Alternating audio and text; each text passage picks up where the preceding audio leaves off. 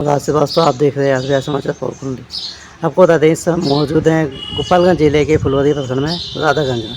आपको बता दें कि यहाँ पे एक ऐसा मामला है कि जो इस समय जो रामनवमी चल रहा है, रामनवमी मंदिर में पूजा अर्चना करने को लेके यहाँ पे रोक लगाया गया है।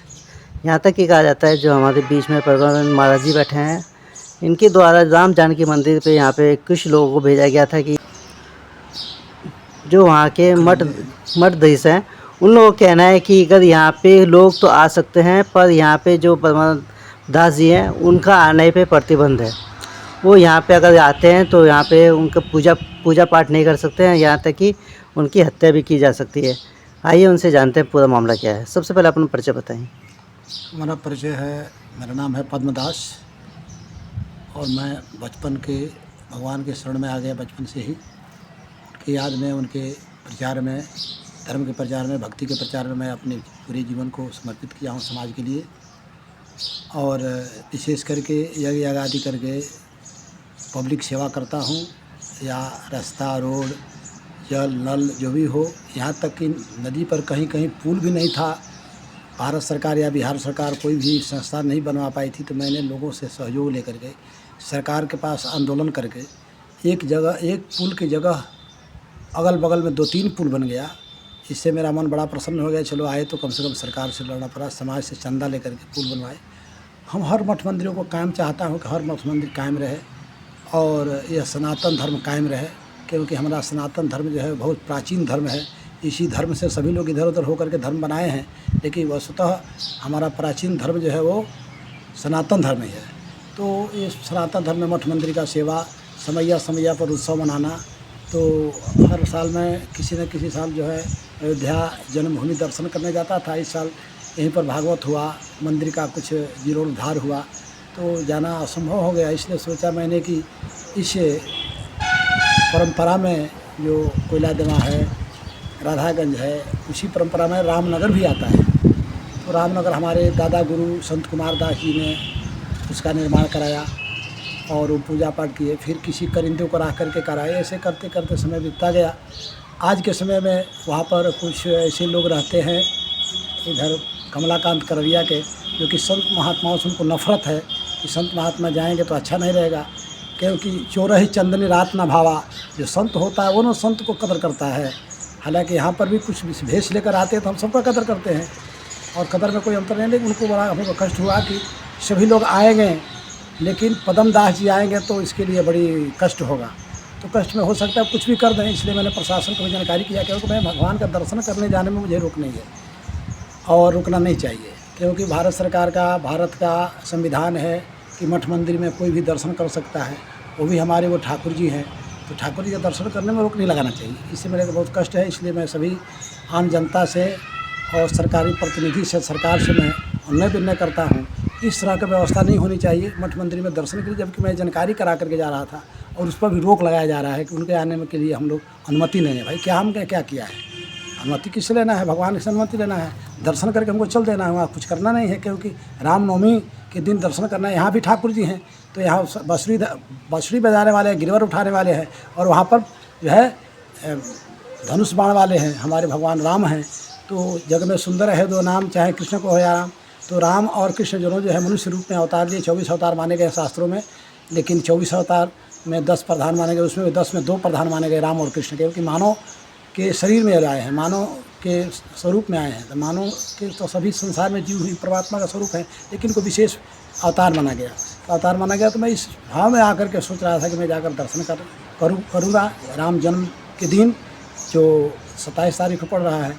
लेकिन कुछ विवादें वो लोग उत्पन्न किए कि नहीं यहाँ दर्शन करने हो, उनको आने में जो है सोचना पड़ेगा, अनुमति लेना पड़ेगा। भाई किससे अनुमति लेना है, क्या अनुमति लेना? हमारे गुरु परंपरा का आश्रम है और मैं दर्शन करने जाने में हमको रोक लगाया जा रहा है। ये बहुत कष्ट की बात है। इसलिए मैं सारे भारतवासियों से, सारे हिंदू सनातन धर्म अवलंबियों से मैं ये याचना करता हूँ कि हमें दर्शन करना चाहिए, दर्शन कराना चाहिए। सभी आए हमारे यहाँ दर्शन करें, सबके हम यहाँ दर्शन करें, ताकि ये धर्म का जो एक जुड़ाव है लगा रहे सब एक दूसरे से। तो इसलिए थोड़ा सा मतलब कष्ट है कि दर्शन में रोक लें। तो मैं तो जाऊँगा, चाहे जो भी कुछ हो, भगवान का दर्शन करने जाना है।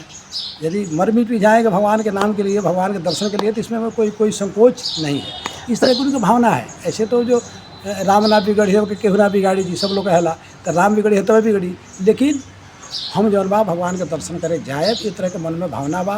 तरवा सब ग्रामीण जनता के सबके कहते हैं, सब लोग ये भी क्षेत्रवासी बा, अपना अपना क्षेत्र में सब लोग राम मंदिर के दर्शन करी, सब लोग राम जी के जन्मोत्सव मनाई, बधाई गाई, बधाई नाची गाई खूब भगवान के सामने, और भगवान के दर्शन करी। वो दिन के दर्शन के बड़ा परम अथी बात सौभाग्य बा के दर्शन हो जा। कहीं कि रामायणों में आयल बा के कि जय ही दिन राम जन्म श्रुति गावही, तीरथ सकल तहाँ चली आवही, असुर नाग खर नमुनि देवा, आई करही रघुनायक सेवा, जन्म महोत्सव रचहि सुजाना, करहि राम कल कीरति गाना, मंजहि सज्जन वृंद बहु पावन सरजुनीर, पावन सरजुनीर, जपहि राम धरि ध्यान उर, सुंदर श्याम शरीर। तो भगवान के उस दिन बड़ी उत्तम है दर्शन करना, भगवान राम का विग्रह का दर्शन करना उस दिन बड़ी उत्तम माना गया है। क्योंकि भगवान स्वतः परब्रह्म परमात्मा जो बिनु पगै चले सुने बिनु काना, कर बिनु कर्म करे बिनु नाना, आनंद रहित सकल रस भोगी, बिनु बाणी बगता जब बड़ जोगी। वैसे परमात्मा जो उस दिन कौशल्या के गोद में आकर खेल रहे हैं, कूद रहे हैं, इसलिए उस समय की झांकी का दर्शन करना बड़े सौभाग्य की बात है। तो सभी मैं जनता से आग्रह करता हूँ, पूरे सनातन धर्म अवलंबियों से आग्रह करता हूँ कि उस दिन आप लोग जहाँ हैं वहीं पर राम जी के मंदिर में जाकर दर्शन करें। यदि नहीं मंदिर है तो भगवान का ध्यान कर लें, 2 मिनट रामायण की चौपाई बोल लें, भगवान का स्मरण कर लें, सीताराम धून लगा लें, इसी से हमारा जो है अपना कर्तव्य पूरा हो जाएगा। एक चीज़ और है कि वहाँ पे देखा गया 27 तारीख को राम झांकी की झांकी भी निकाली जाएगी। हाँ, झांकी भी निकाली जाएगी। कहाँ से कहाँ तक झांकी निकाली जाएगी? झांकी यहाँ से झांकी सजेगी और मंदिर तक जाकर भगवान का दर्शन होगा। फिर उसके बाद झांकी को जो है विराम दी जाएगी। और फिर अपने अपने के कुछ दिन राम जन्म के दिन लोग मेला भी जगह जगह आते हैं, सभी को मेला करना, सब लोग कहीं ना कहीं जाना है।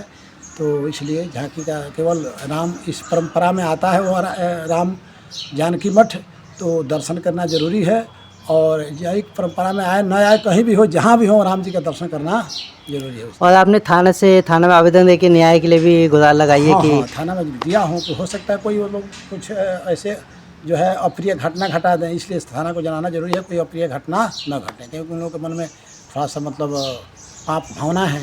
हो सकता है कि वो खिसा लोग कहते हैं कि साधु बन कर के डाका डाला, वो मेरे ससुरा बड़ी पैसे वाला। मैं बचपन में गाना सुनता था, बचपन में बहुत बालकाल में था।